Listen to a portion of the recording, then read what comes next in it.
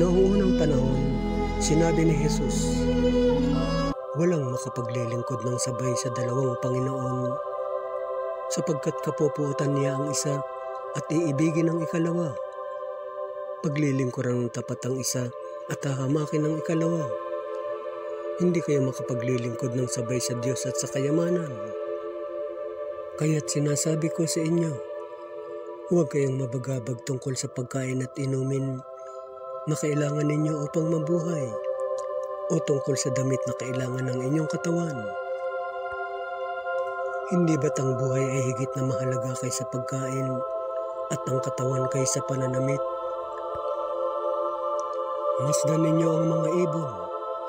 Hindi sila nag-ahasik ni nag-aani o kaya'y nagtitipon sa bangan. Gayunman, pinakakain sila ng inyong amang nasa langit. Hindi ba tigit kayong mahalaga kaysa mga ibon? Sino sa inyo ang makapagpapahaba ng kanyang buhay ng kahit isang oras sa pamamagitan ng kanyang pagkabalisa? At bakit kayo nababagabag tungkol sa pananamit? Isipin ninyo kung paano sumisibol ang mga bulaklak sa parang. Hindi sila nagpapagal ni humahabi man.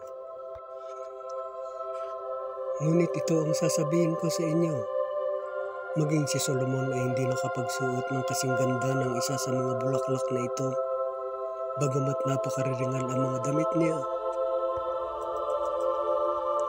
Kung ang mga damo sa kabukiran na buhay ngayon at kinabukas ay ginagatong sa kalan, ay dinaramtan ng Diyos, kayo pa kaya? Kay liit ng pananalig ninyo sa Kanya.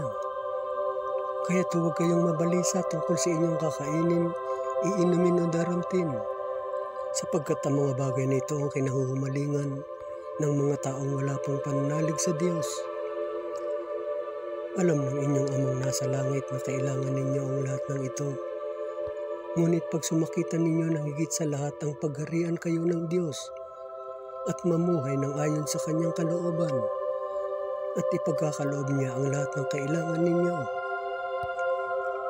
Kaya huwag ninyong ikabahala ang para sa araw ng bukas. Sa kanan ninyo harapin kapag ito'y dumating. Sapat na sa bawat araw ang kanyang mga suliranin.